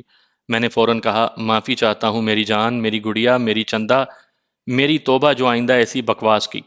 میرا دایاں ہاتھ اپنے دونوں ہاتھوں میں تھامتے ہوئے وہ جذباتی لہجے میں بولی، خبردار جو آئندہ مجھ سے زیادہ کسی اور کو پیارا کہا، اللہ پاک کی قسم میں خودکشی کر لوں گی۔ پہلے تو تم کچھ اور کہا کرتی تھی۔ اس نے فلسفیانہ انداز میں کہا، ہاں پہلے وہ بڑی دھمکی تھی اور اب یہ بڑی دھمکی ہے۔ بڑی سمجھدار ہو گئی ہو۔ پہلے سے تھی، اسی لیے تو آپ کو جیون ساتھی چنا ہے۔ اس نے یوں معصومانہ انداز میں کہا کہ میں بے ساختہ کہا لگا کر ہنس پڑا۔ اب چلنے کی تیاری کریں۔ اپنی لاڈلی کو گود میں لٹا کر آپ کو کچھ زیادہ ہی ہنسی آ رہی ہے۔ میری لاڈلی تو تم ہو اور وعدہ کرتا ہوں ہمیشہ رہو گی۔ اس وعدے سے پھر نہ جانا اور میری غلطیوں کوتاہیوں کو معاف کرتے رہنا۔ میں نے حیرانی بھرے لہجے میں کہا، بعض اوقات تم اتنی بڑی بڑی باتیں کرنے لگ جاتی ہو جیسے تم میں کوئی بوڑھی روح چھپی ہو۔ یہ بڑی بڑی باتیں نہیں ہیں راجو، یہ اس خوف کا اظہار ہے جو ہر لڑکی کے دل میں اپنے محبوب کے چھن جانے کے متعلق چھپا ہوتا ہے۔ تو کیا لڑکوں کو اپنے محبوب کے چھننے کا خوف نہیں ہوتا؟ بالکل نہیں ہوتا۔ یہ کہہ کر اس نے شرارت بھرا کہکا لگایا، اور اس کی زندہ مثال آپ ہیں کہ 3 لڑکیوں کے جانے کے بعد چوتھی کو بھی پھانس لیا۔ مار کھاؤ گی پلوشے۔ میں نے اس کے دونوں کانوں سے پکڑ کر آہستہ سے اسے کھینچا۔ یہ شوق تلا گنگ جا کر پورا کرنا۔ میری گود سے اٹھ کر وہ پاؤں میں سپورٹس شوز ڈالنے لگی۔ میں بھی اٹھ گیا کہ 11 بجنے والے تھے اور میں چاہتا تھا کہ ہم شام تک انگور اڈے پہنچ جائیں۔ فی الحال تو ہمیں یہ اندازہ بھی نہیں تھا کہ ہم انگور اڈے سے کتنا دور تھے۔ ہم سامان سمیٹ ہی نہیں پائے تھے کہ داخلی دروازے پر زوردار دستک ہوئی۔ پلوشا نے چونک کر میری جانب دیکھا، شاید مالک مکان لوٹ آیا ہے۔ میں نے اطمینان سے کہا، کوئی بات نہیں، اسے معقول معاوضہ دے دیں گے۔ آپ کے کہنے سے پہلے ہی میں نے نمک کے ڈبے میں 5,000 روپے رکھ دیے ہیں۔ بہت اچھا کیا، میں نے تعریفی انداز میں کہا۔ اسی وقت ایک مرتبہ پھر زوردار دستک ہوئی اور پھر دروازہ مسلسل کھٹکھٹایا جانے لگا۔ کہیں مالک مکان کے علاوہ یہ کوئی اور نہ ہو، میں نے اندیشہ ظاہر کیا۔ ٹھہرو میں دیکھتی ہوں۔ پلوشا نے لوہے کی پیٹی پر پڑا ٹرنک کھول کر اس میں سے سرخ رنگ کا زنانہ گھگرا نکالا اور اپنی قمیض کے اوپر پہن لیا۔ اس لمبے گھاگرے نے اسے ٹخنوں تک ڈھانپ لیا تھا۔ ایک دم سے اس کے حسن میں اضافہ ہو گیا تھا۔ میں بامشکل خود کو اس سے لپٹنے سے باز رکھ سکا تھا۔ میرے احساسات سے بے نیاز اس نے سرخ رنگ کا بڑا سا دوپٹہ اوڑھا جس میں اس کی آنکھیں ہی نظر آ رہی تھیں۔ کیسی لگ رہی ہوں؟ وہ میری جانب متوجہ ہوئی، لیکن میری آنکھوں سے ظاہر ہونے والے تاثرات دیکھتے ہی اس نے شرما کر سر جھکا لیا۔ بے شرم، پرائی لڑکیوں کو گھورتا ہے۔ زیر لب مسکراتے ہوئے اس نے سائلنسر لگا گلاک اٹھایا اور بیرونی دروازے کی طرف چل دی۔ دستک دینے والے اب پشتوں میں آوازیں بھی دینے لگے تھے۔ جی کون؟ دروازے کے قریب جا کر پلوشا نے پوچھا۔ دستک کی آواز بند ہوئی اور کسی نے مقامی لہجے میں پوچھا، گھر میں کوئی مرد نہیں ہے کیا؟ نہیں، وہ باہر گیا ہوا ہے۔ کیا یہاں آج یا کل کوئی اجنبی دیکھا ہے تم لوگوں نے؟ نہیں، پلوشا نے نفی میں جواب دیا۔ اس کا سوال سن کر میرے دل کی دھڑکنیں بھی تیز ہو گئی تھی۔ ایک لمحے کی خاموشی کے بعد باہر سے آواز آئی، اچھا دروازہ کھولو، ہم نے گھر کی تلاشی لینی ہے۔ آپ تھوڑی دیر بعد آ جائیں، اس وقت گھر میں کوئی نہیں ہے، پلوشا نے بناوٹی گھبراہٹ سے کہا۔ ہمارے پاس اتنا وقت نہیں ہے، ہم بس ایک نظر ڈال کر اپنی تسلی کرنا چاہتے ہیں، پھر چلے جائیں گے۔ پلوشا نے میری جانب دیکھا۔ میں نے ہاتھ کے اشارے سے اسے دروازہ کھولنے کو کہا اور خود کمرے کا دروازہ بند کر کے کواڑ کی درز سے آنکھ لگا دی۔ بریٹا پستول میں نے ہاتھ میں تھام لیا تھا۔ ذرا سی گڑبڑ پر میں پلوشا کی مدد کے لیے باہر نکل سکتا تھا۔ پلوشا دروازے کی کنڈی کھول کر ذرا پیچھے کو ہٹ گئی۔ اتنا تو مجھے معلوم تھا کہ وہ مکمل طور پر تیار تھی۔ کنڈی کھلتے ہی 2 درمیانہ قامت کے مرد اندر گھس آئے۔ دونوں نے ہاتھوں میں کلاشن کوفیں تھامی ہوئی تھی۔ ایک ذرا بھاری تن و توش کا تھا جبکہ دوسرا چھریرا بدن رکھتا تھا۔ موٹے نے پلوشا کو دیکھتے ہوئے پوچھا، تمہارا گھر والا کس وقت لوٹے گا؟ اس نے گھریلو خاتون کے انداز میں کہا، بس تھوڑی دیر تک آ جائے گا۔ اس دوران دوسرے آدمی نے ایک سرسری نظر صحن میں دوڑائی اور وہ بھی پلوشہ کی جانب متوجہ ہو گیا۔ مجھے محسوس ہوا کہ ان دونوں کی دلچسپی تلاشی لینے کے بجائے پلوشہ کی ذات میں تھی۔ موٹے نے اپنے ساتھی کی طرف دیکھ کر آنکھ سے اشارہ کیا اور وہ سر ہلاتا ہوا دروازہ کنڈی کرنے لگا۔ یہ آپ دروازہ کیوں کنڈی کر رہی ہیں؟ پلوشہ نے گھبرائے ہوئے انداز میں پوچھا۔ کچھ نہیں میری جان، بس تمہارے کپڑوں کی تلاشی لینی ہے، کہیں تم نے خطرناک ہتھیار نہ چھپایا ہو، موٹے نے شیطانی انداز میں کہا، جبکہ اس کا ساتھی بے شرمی سے ہنسنے لگا۔ موٹے نے کلاشنکوف اپنے ساتھی کی طرف بڑھاتے ہوئے کہا، ذرا یہ پکڑو، میں اس بلبل کو کپڑوں کی قید سے نجات دلا دوں اور مخابرہ بھی آف کر دو۔ اس نے موٹے سے کلاشنکوف لے کر کندھے سے لٹکائی اور آئی کام سیٹ آف کرتے ہوئے بولا، یہاں یہ شور کرے گی، اندر لے جا کر اس کی تلاشی لیتے ہیں۔ اور پھر موٹے کے کچھ کہنے سے پہلے پلوشہ نے مزاحیہ انداز میں کہا، یہ صحیح مشورہ دے رہا ہے موٹے ریچھ۔ ان دونوں نے چونک کر پلوشہ کی طرف دیکھا، لیکن ان کے کچھ کرنے سے پہلے پلوشہ نے دوپٹے کی آڑ سے دایاں ہاتھ باہر نکال کر بے دریغ 3 گولیاں موٹے کے ساتھی کی چھاتی میں مار دیں، کیونکہ اسی کے پاس دونوں ہتھیار تھے۔ گولی کھا کر وہ زمین پر گر کر تڑپنے لگا۔ پلوشہ نے پستول کا رخ موٹے کی جانب موڑ دیا۔ میں بھی دروازہ کھول کر باہر نکل آیا۔ موٹے کا رنگ خوف کی شدت سے زرد پڑ گیا تھا۔ وہ خشک ہونٹوں پر زبان پھیرنے لگا۔ تو کیا خیال ہے موٹے، کمرہ ٹھیک رہے گا یا یہیں پر میری تلاشی لوگے؟ اس نے ہکلاتے ہوئے کہا، میں معافی چاہتا ہوں، آپ کو کوئی غلط فہمی ہوئی ہے۔ تم کسے تلاش کر رہے تھے؟ میں نے قریب جا کر پوچھا۔ کسی کو بھی نہیں، ہم تو بس یوں ہی۔ لیکن اس کی بات پوری ہونے سے پہلے میرا بازو گھوما، چٹاخ کی آواز سے صحن گونج اٹھا۔ جھوٹ بول کر تم فقط اپنی اذیت بڑھاؤ گے۔ ہم سردار قبیل خان کے قاتلوں کی تلاش میں ہیں، اور ہم اکیلے نہیں، اس سارے علاقے کو ہمارے آدمیوں نے گھیرا ہوا ہے۔ اس مرتبہ اس نے جھٹ سے اصل بات اگل دی تھی۔ اندر چلو، میں نے اسے کمرے کی طرف جانے کا اشارہ کیا۔ اگر مجھے چھوڑ دو تو میں کسی کو نہیں بتاؤں گا کہ آپ یہاں چھپے ہیں، اور اگر تم نہ رہو تب بھی انہیں یہ بات بتانے والا کوئی نہیں ہوگا۔ میں نے اسے بریٹا پستول کی نال سے ٹہوکا دیا اور وہ مرے مرے قدموں سے اندر کی جانب بڑھ گیا۔ پلوشہ مرنے والے کی تلاشی لینے لگی۔ اندر لے جا کر میں نے موٹے کی قمیض اتروا کر اسی قمیض سے اس کے ہاتھ پشت سے باندھے اور اسے چارپائی پر بیٹھنے کا اشارہ کر کے اس کے سامنے بیٹھ گیا۔ اس دوران پلوشہ دونوں کلاشنکوفیں اٹھائے اندر گھس آئی۔ میں اس پر توجہ دیے بغیر اس موٹے جس کا نام انعام خان تھا اس سے سوال و جواب کرنے لگا۔ تھوڑے بہت تشدد اور پھینٹی سے اس نے کافی مفید باتیں بتائی تھیں۔ تمام باتوں کا لب لباب یہ تھا کہ قبیل خان کے جانشین جہاں داد نے اس سارے علاقے میں اپنے آدمی پھیلا دیے تھے۔ تمام پارٹیاں 2 اور 3 افراد کی تعداد پر مشتمل تھیں۔ ہر پارٹی کے پاس آئی کام سیٹ موجود تھا۔ پرسوں گولی لگنے کے بعد قبیل خان نے جہاں داد خان کو بتا دیا تھا، اور اس پر گھات لگانے والوں میں ایک اچھا نشانے باز موجود ہے، جس کا مطلب یہی تھا کہ گھات لگانے والوں میں ایس ایس یعنی میں شامل تھا۔ جہاں داد خود اس کی مدد کے لیے وہاں پہنچا، مگر میری فائرنگ سے ہونے والے نقصان کے بعد اسے مورچہ بند ہونا پڑا۔ ہمارے چلے جانے کے بعد بھی وہ کافی دیر تک گولی کے ڈر سے آڑ میں رہے، اور پھر جب انہیں یقین ہو گیا کہ ہم وہاں سے چلے گئے ہیں تبھی وہ ڈرتے ڈرتے آڑ سے باہر آ گئے۔ وہاں اپنے ساتھیوں میں انہیں 2 آدمی زندہ بھی مل گئے تھے، گو وہ شدید زخمی تھے۔ نالے میں پڑی قبیل خان کی لاش دیکھ کر جہاں داد غصے سے پاگل ہو گیا تھا۔ وہ قبیل خان کا ستیلا بھائی بھی تھا، اور اس کی موت کے بعد قبیلے کا سردار بھی وہی تھا۔ ان کی تینوں گاڑیوں کے 2 پہیے میں نے بیکار کر دیے تھے۔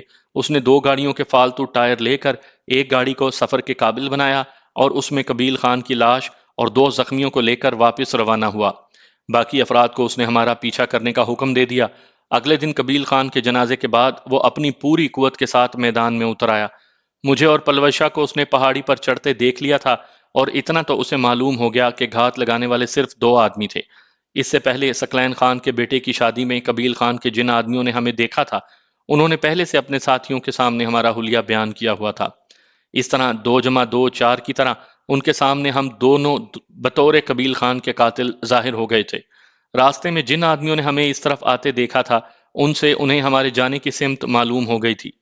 اب یہ ہماری بے وقوفی یا سستی تھی کہ ہم نے 2 راتیں وہیں گزار دی تھیں، جس کی وجہ سے انہیں ہمارے قریب آنے کا موقع مل گیا تھا، ورنہ ہم حرکت میں رہتے تو کسی محفوظ جگہ پر پہنچ گئے ہوتے۔ انعام خان سے تفصیل معلوم کرتے ہی میں پلوشہ کی طرف متوجہ ہوا۔ اس کا کیا کریں؟ اس نے گلاک پستول کی نال انعام خان کی طرف کرتے ہوئے دوبارہ ٹریگر دبا دیا۔ ٹھک ٹھک کی آواز کے ساتھ ہی وہ چہرے پر خوف اور دہشت کے اثرات سجائے پیچھے کی طرف گر گیا۔ 2 گولیاں اس کی چھاتی میں لگی تھیں۔ اس کے علاوہ اور کیا کر سکتے ہیں؟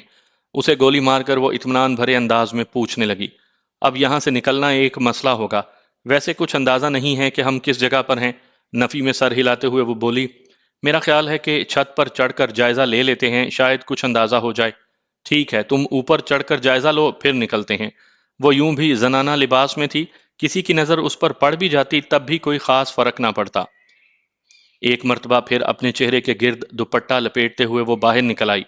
گھر کے ایک کونے میں لکڑی کی سیڑھی لگی ہوئی تھی، اسی کے ذریعے وہ چھت پر چڑھنے لگی۔ میں ان کا آئی کام آن کر کے سونگن لینے لگا۔ آئی کام آن کرتے ہی مختلف قسم کی آوازیں آنے لگی تھیں۔ ایک دوسرے کو اپنی جگہ کے بارے میں بتانے کے ساتھ ساتھ وہ تازہ صورتحال سے بھی آگاہ کر رہے تھے۔ 400-500 افراد اس علاقے میں پھیل کر گھر گھر کی تلاشی لے رہے تھے۔ اس کے ساتھ وہ درختوں کے جھنڈ اور غاروں وغیرہ کی بھی چھان بین باریکی سے کر رہے تھے۔ برے پھنسے ہیں ذیشان میاں، میں خود کلامی کے انداز میں بڑبڑایا۔ پلوشا ابھی تک چھت پر تھی۔ میں نے انعام خان کے ساتھی کی لاش بھی گھسیٹ کر اسی کمرے میں پھینکی اور اپنا سامان باہر نکال کر کمرے کے باہر سے وہی ٹوٹا ہوا تالا لٹکا دیا۔ اسی اثنا میں پلوشا بھی نیچے اتر آئی۔ کیا کچھ پتا چلا؟ میں بے صبری سے مستفسر ہوا۔ تھوڑا بہت اندازہ تو ہو گیا ہے، لیکن ارد گرد کافی آدمی گھومتے ہوئے نظر آ رہے ہیں، اور کسی بھی لمحے ان دونوں کی طرح کوئی اور بھی یہاں پہنچ سکتا ہے۔ میرا خیال ہے نکل چلتے ہیں۔ تم انہی کپڑوں میں ٹھیک ہو، میں بیرٹ M107 کو چادر میں لپیٹ کر گٹھڑی کے سے انداز میں اٹھا لیتا ہوں۔ تم اپنی کلاشنکوف دوپٹے کے نیچے چھپا لینا۔ ٹھیک ہے، اس نے کلاشنکوف کندھے سے لٹکا کر اوپر دوپٹہ لیتے ہوئے کہا، لیکن سنائپر رائفل کی گٹھڑی مجھے اٹھانی پڑے گی، کیونکہ مقامی رواج کے مطابق سامان عورتوں نے سر پر اٹھایا ہوتا ہے۔ غیرت مند مرد کے پاس اس کی مردانگی کی نشانی فقط ہتھیار ہوتا ہے۔ آخری فقرہ اس نے طنزیہ انداز میں کہا۔ اچھا یہ لو، میں نے چادر میں لپیٹی ہوئی بیرٹ M107 اس کی جانب بڑھا دی۔ رائفل اور تھیلے کو اکٹھا باندھ کر اس نے مہارت سے سر پر رکھا اور چل پڑی۔ میں نے بھی باریک چادر سر پر پگڑی کے انداز میں لپیٹ کر اس کے پیچھے قدم بڑھا دیے۔ باہر نکل کر میں نے بیرونی دروازے کی کنڈی میں بھی تالا پھنسایا اور ہم درختوں کی آڑ لے کر چل پڑے۔ نالے میں اترنے کے بجائے ہم ڈھلان پر نالے کے متوازی سفر کرنے لگے۔ ہماری کوشش تھی کہ درختوں سے باہر نہ نکلیں۔ دشمن سے اچانک سامنا ہونے کے تدارک کے لیے میں نے سائلنسر لگا گلاک اپنے ہاتھ ہی میں رکھا تھا۔ بریٹا بھی میرے پاس موجود تھی، لیکن اس پر سائلنسر نہیں لگا ہوا تھا۔ البتہ پلوشا کے پاس قبیل خان سے چھینا ہوا جو قیمتی پستول موجود تھا، اس پر بھی سائلنسر تو لگا ہوا تھا، مگر اس کی گولیاں بہت کم تھیں۔ پلوشا مجھ سے 2-3 قدم آگے چل رہی تھی۔ یوں ہی آگے پیچھے ہم گھنٹہ بھر چلتے رہے۔ اس دوران میں نے آئی کام مسلسل آن رکھا تھا۔ اس کے شور کے تدارک کے لیے میں نے ایئر فون کی لیڈ لگا کر کان میں اڑسی ہوئی تھی۔ پچھلے 2-3 منٹ سے مسلسل انعام خان اور سمین خان کو پکارا جا رہا تھا۔ سمین خان یقیناً اس موٹے انعام خان کے ساتھی کا نام تھا۔ ایک جگہ وہ جھاڑیوں کے جھنڈ سے باہر نکلی اور ایک دم ٹھٹک کر رک گئی۔ میں اس سے کچھ پوچھنے ہی لگا تھا کہ اپنا دوپٹہ جھاڑی کے کانٹوں سے چھڑانے کے بہانے وہ پیچھے مڑی اور ہلکی سرگوشی میں بولی، 2 آدمی ہیں۔ یہ کہہ کر وہ دوبارہ آگے بڑھ گئی۔ میں وہیں جھاڑیوں میں دبک گیا۔ آئی کام سیٹ آف کر کے میں نے جیب میں ڈالا اور گلاک 19 کو تیاری حالت میں پکڑ لیا۔ اسی وقت میرے کانوں میں ایک کرخت آواز پڑی، اوے لڑکی، کہاں جا رہی ہو؟ جواباً پلوش خان نے لوچدار آواز میں کہا، ڈیرہ زل جا رہی ہوں۔ اب مجھے یہ معلوم نہیں تھا کہ ڈیرہ زل واقعی قریب میں کوئی آبادی موجود تھی یا اس نے یوں ہی فرضی نام لیا تھا۔ راستے میں تم نے 2 آدمی تو نہیں دیکھے؟ اسی کرخت والے آواز نے دوبارہ پوچھا تھا۔ نہیں، یہ کہہ کر وہ آگے چل پڑی۔ میں نے احتیاط سے جھاڑی کی اوٹ سے جھانکا۔ وہ اطمینان سے آگے بڑھتی جا رہی تھی، جبکہ 2 مسلح آدمی اس سے چند قدم کے فاصلے پر کھڑے اسے گھور رہے تھے۔ پلوشا کی جھاڑیوں میں روپوش ہوتے ہی ایک مرتبہ وہ پھر آگے بڑھے اور دائیں بائیں نگاہیں دوڑاتے ہوئے مجھ سے 20-25 قدم کے فاصلے پر سے گزرتے چلے گئے۔ ان کے تھوڑی دور جاتے ہی میں اٹھ کر احتیاط سے آگے بڑھ گیا۔ میری نگاہیں اب بھی جانے والوں کی طرف نگران تھیں۔ جھکے جھکے انداز میں نے پلوشا کے جانے والے راستے پر قدم بڑھا دیے۔ اسی وقت اچانک جھاڑیوں کی اوٹ سے ایک کلاشنکوف بردار آدمی برآمد ہوا۔ ہم دونوں اچانک آمنے سامنے ہو گئے تھے، اور پھر میں اس سے زیادہ پھرتیلا ثابت ہوا۔ اس کے کچھ کہنے یا ہتھیار سیدھا کرنے سے پہلے میرے ہاتھ میں موجود گلاک نے چند گرام سیسا اگل دیا۔ ماتھے میں پیوست ہونے والی گولی چیخنے کا موقع نہیں دیا کرتی۔ وہ انہی جھاڑیوں میں الٹا ہو کر گر گیا۔ وہ شاید رفع حاجت وغیرہ کے لیے اپنے ساتھیوں سے پیچھے رہ گیا تھا۔ اسی وقت تھوڑے فاصلے سے وہی کرخت آواز سنائی دی، کرم خان، کہاں مر گئے ہو؟ مگر کرم خان غریب ایسی جگہ پہنچ گیا تھا جہاں وہ آواز سن بھی لیتا تو جواب نہیں دے سکتا تھا۔ میں چلنے کے بجائے بھاگتا ہوا پلوشا کے پیچھے روانہ ہوا، لیکن 2-3 قدم لیتے ہی مجھے احساس ہوا کہ کرم خان کی لاش ملتے ہی اس کے ساتھیوں نے اس علاقے کو گھیرے میں لے لینا تھا۔ اس کے بجائے اگر میں ان دونوں کو بھی ہلاک کر دیتا تو لازماً فی الفور ہونے والے تعاقب سے جان چھڑا سکتا تھا، کیونکہ جب تک ان تینوں کی لاشیں دریافت نہ ہوتیں کسی کو ہمارا خیال نہیں آ سکتا تھا۔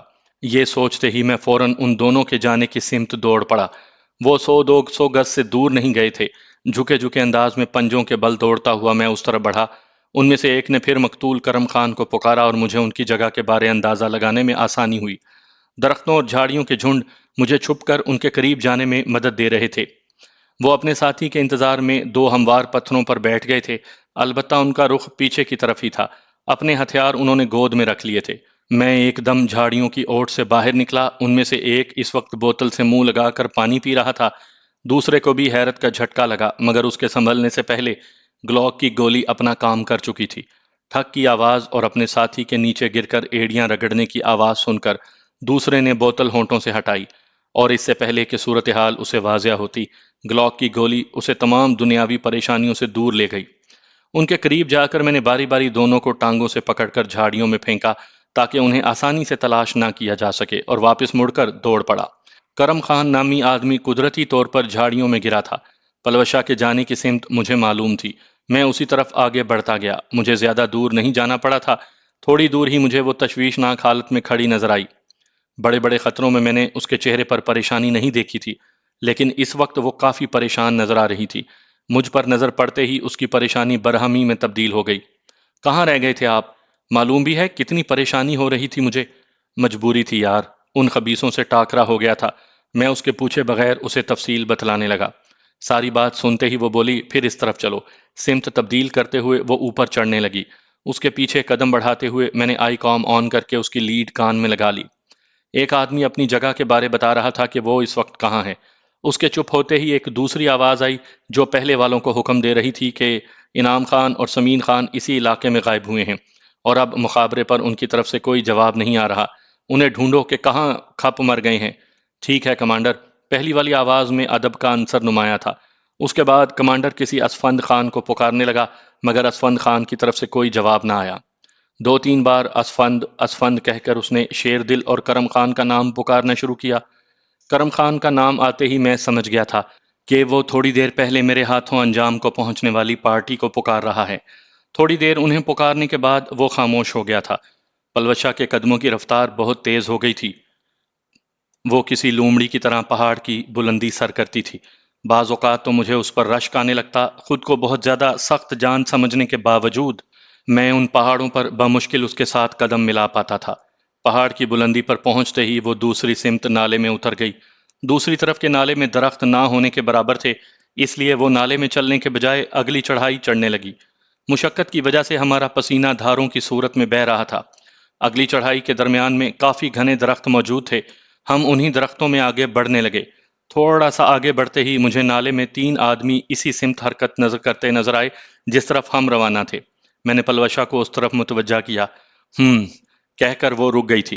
اوپر چڑھتے ہیں۔ وہ چونکہ اس علاقے کو مجھ سے کئی گنا زیادہ بہتر جانتی تھی، اس لیے میں نے مشورہ دینے پر اکتفا کیا تھا۔ اسبات میں سر ہلاتے ہوئے اس نے اوپر کی جانب قدم بڑھا دیے۔ اچانک آئی کام میں مجھے ایک آدمی کی گھبرائی ہوئی آواز سنائی دی۔ وہ انعام خان اور سمین خان کی لاشیں ملنے کے بارے کمانڈر کو بتاتے ہوئے یہ وضاحت بھی کر رہا تھا کہ دونوں کو مرے ہوئے زیادہ دیر نہیں گزری تھی۔ ساری بات سنتے ہی کمانڈر مختلف پارٹیوں کو اس علاقے کو گھیرنے کا حکم دینے لگا۔ نیچے نالے میں سفر کرنے والے دونوں آدمی بھی میرے پیچھے مڑ کر تیزی سے واپس حرکت کرتے نظر آئے۔ میں نے پلوشا کو صورتحال سے آگاہ کیا۔ فی الحال وہ پیچھے ہی متوجہ رہیں گے۔ ہم جتنا جلدی ہو سکے یہاں سے نکل جائیں اتنا ہی بہتر ہے۔ بلندی پر پہنچ کر ہم دوسری جانب اتر گئے۔